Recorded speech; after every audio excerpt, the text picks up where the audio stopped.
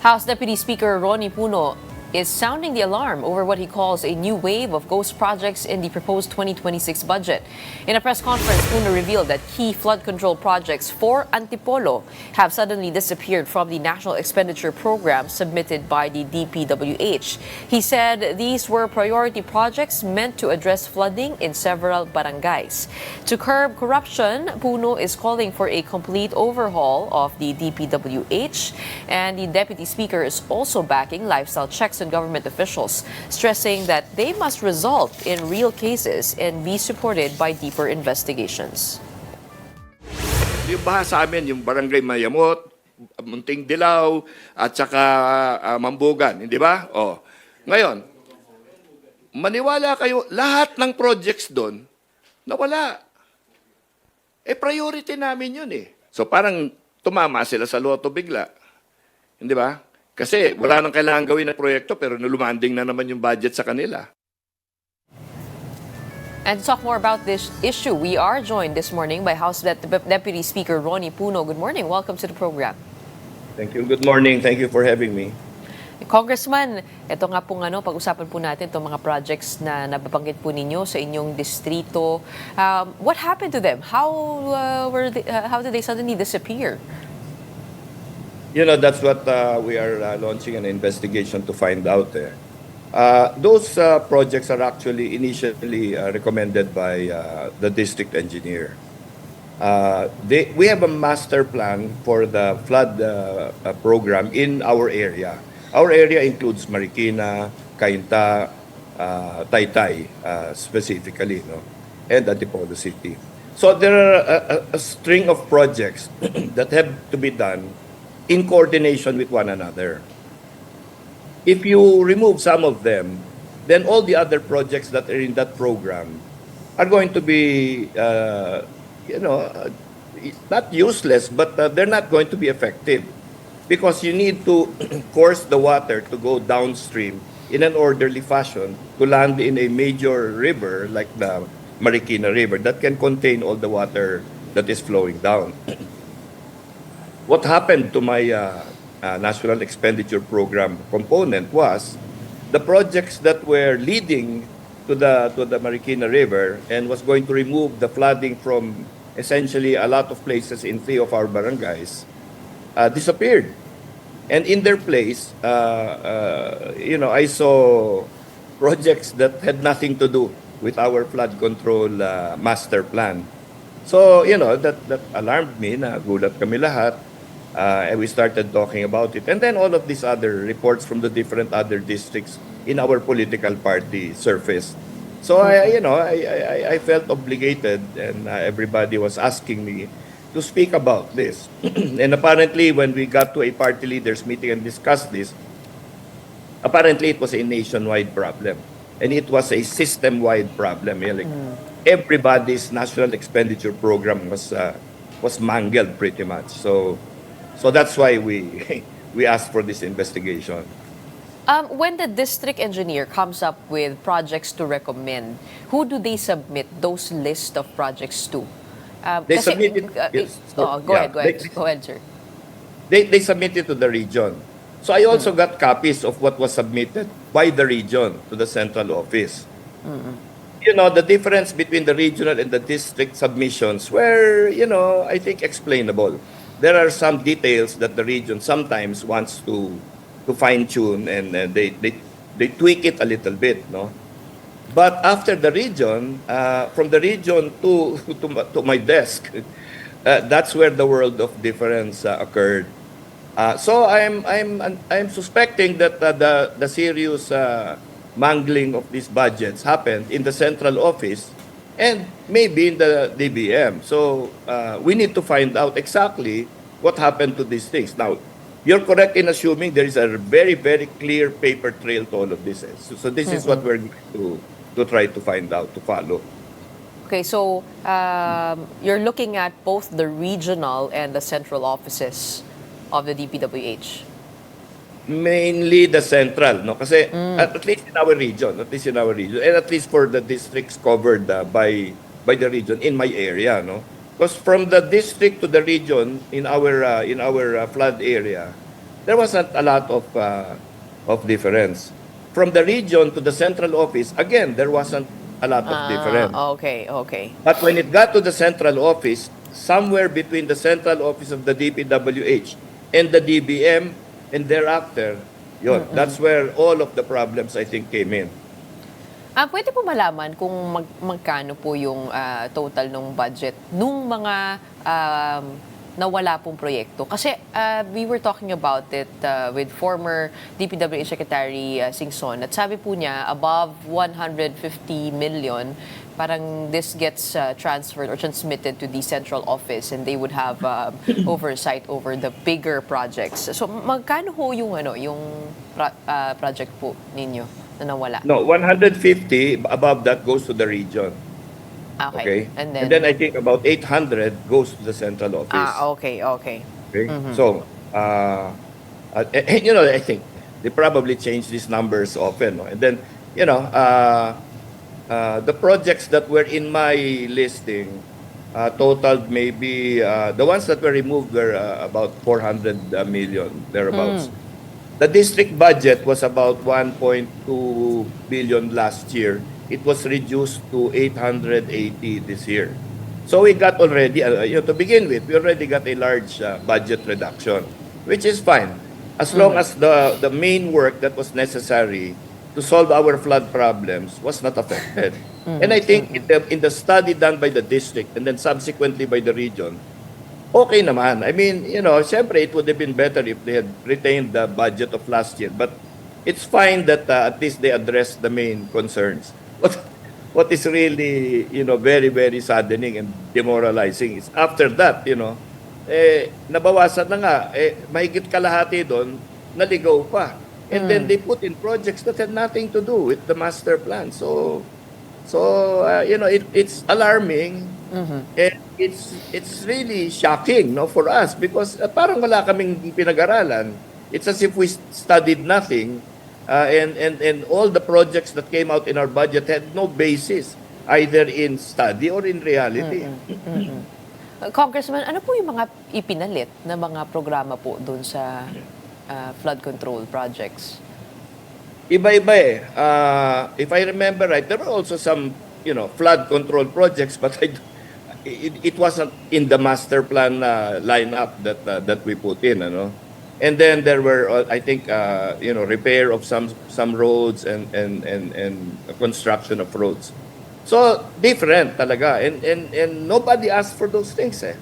Nobody them, So why are they there if nobody requested them in the official process? This is actually something new for me this morning because usually the congressmen are the ones who get blamed for the insertions. But this is another angle to it. It could probably be happening in the central office of the DPWH. But of course, this doesn't absolve our congressmen fully, right? But how much accountability do you think Congress has with regard to oversight of these budgets? Like you are raising issues now, which I think should be done by every congressman with his own budget. But is that being done? I mean, to your knowledge, kamusta po ang ang kalakaran po pagdating po sa ganyan? Tinitignan po ba or how much responsibility should be placed on the shoulders of our congressmen who push for these budgets? Una sa insertion, Insertions do not happen in the main budget consideration.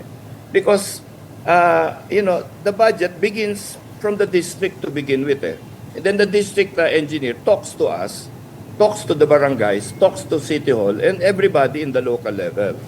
So all the projects that he will list, if it is part of their, and usually part of their DPWH master plan, that's already discussed with us. So hindi na kami why would we insert something if we're the ones that propose it in the first place, di ba? So the insertions come in kasi at the end of the process, in the bicameral.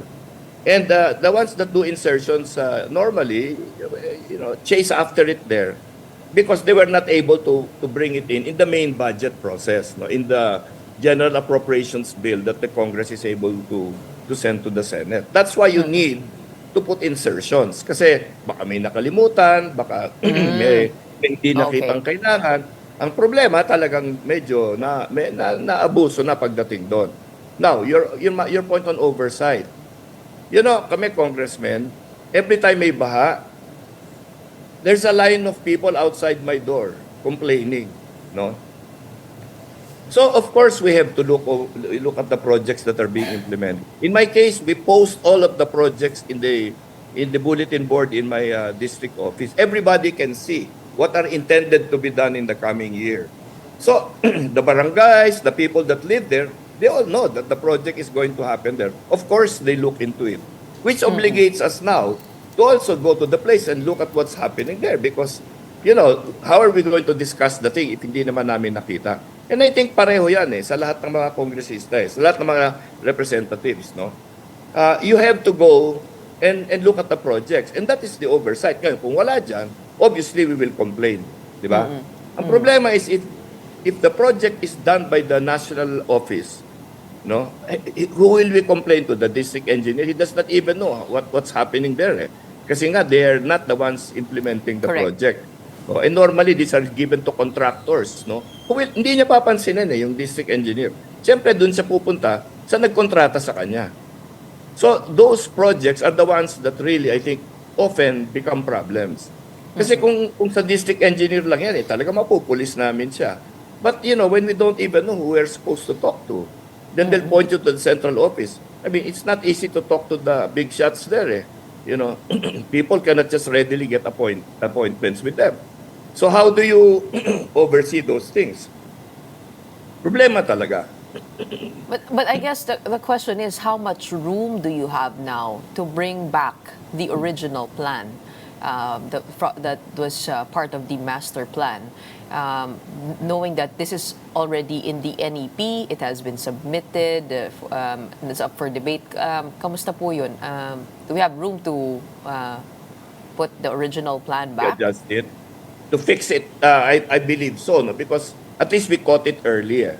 Kung hindi namin nakita to, because, you know, Gretchen, it's there are thousands of projects in the National Expenditure Program. It is a real tedious exercise trying to go to each one.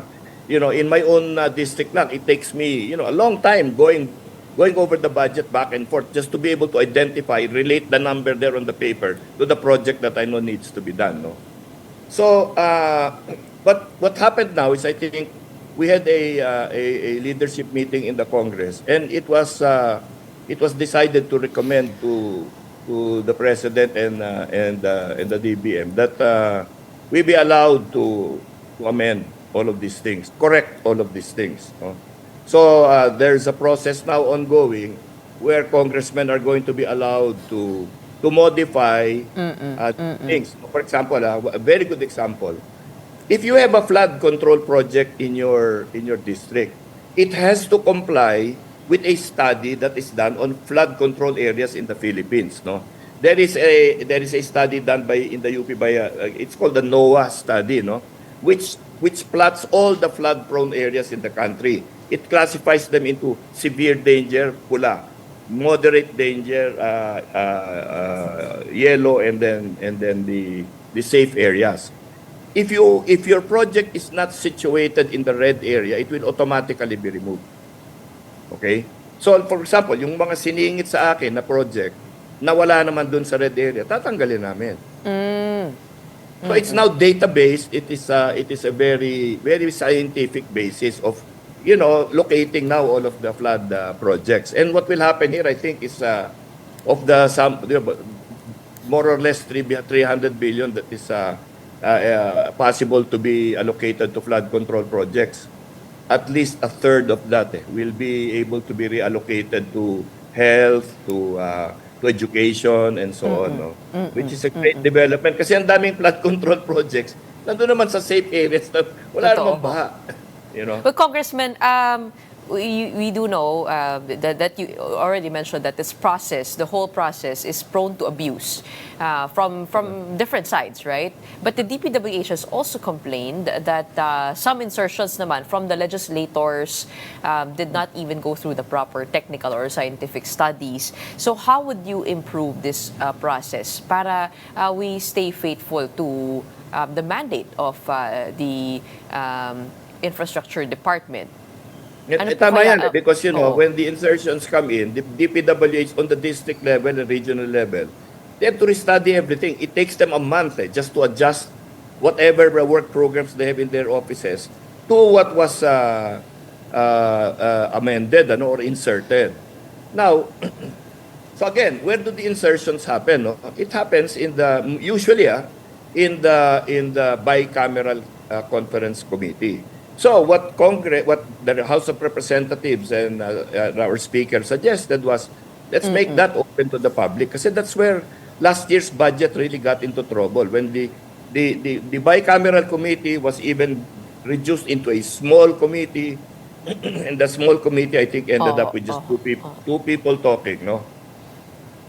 So now it's going to be open to the public. You, members of the press, will be allowed to view this thing, no? So all of that last minute work is going to disappear, and all the standards that are required of the budget will then need to be applied, and they cannot avoid applying it even to the smallest committee that is studying it. Kasi what happened in the previous year is, when it already got to the small committee, they just disregarded everything that had already been prepared, all the work that had been done in the House of Representatives and in the Senate, all the work of the Public Works, tinanggal na yan. And then they just listed down whatever they wanted to list down. It was crazy. So I think that's coming to light now, and it's I hope that all the people responsible for this are going to be held to account, no? We are in the we just started our budget process, we're seeing the same thing happen again, no? This cannot be allowed to happen. I think that one reason why I'm calling for an investigation about all of these things is because I believe that the entire budget process should be confined to people with clean hands. No, nobody with dirty fingers and dirty intentions and dirty plans, should be allowed to be in the process. If they are there, they should be removed. And right away, before we even go to sending our general appropriations bill from the House of Representatives to the Senate. I hope everybody that is suspect, that has been party to any of the previous problems here, should be removed from the process. Well, Congressman, speaking of getting the right people and their hands on this budget, we have a new DPWH secretary, that's Vince Dizon, yet he has been described as Mr. Low-hanging fruit. Very good with optics, but effectiveness remains to be seen. What is your opinion on him? What would he have to do to restore the people's trust in the DPWH?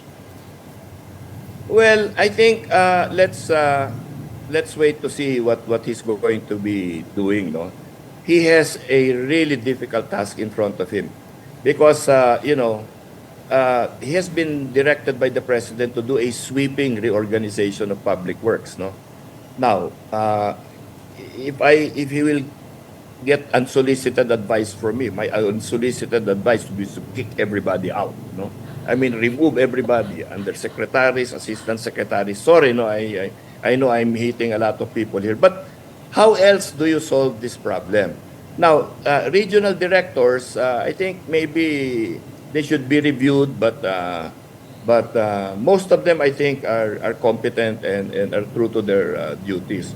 District engineers, they're at the bottom of the totem pole. Most of the time, they're accountable to their local officials. So they are probably, a good force to work with. So I hope that Secretary Dizon will work with the people that are actually, even under the current environment, accountable for everything that they do. Those people that are accountable to no one should really go. Okay? And I think because he has worked in the past with the administration of President Duterte as Secretary of the flagship projects, he was the one in charge of the the distribution of vaccines during COVID, he can earn the confidence of people from both sides of the political spectrum. No? So he's now Secretary Okay. of Transportation. So he can maybe bridge, no, the Duterte areas with the non-Duterte or the now administration and Ferdinand Marcos areas, no. And that's important also because you're seeing now that a lot of the charges and counter charges and whatever, no, they always wander into a political dispute there. So public works should be above that because public Okay. works is something that the people really need on a daily basis. Correct. Oh, he has about 3 years to make those sweeping changes. And in the meantime, maraming salamat. Thank you for laying that down for us and all that we have to dissect. Of course, the Blue Ribbon Committee hearing on flood control projects will begin today. And of course, you have initiated your own in Congress. We await the results of that. In the meantime, maraming salamat po. We have House Deputy Speaker Ronnie Puno joining us this morning. Thank you.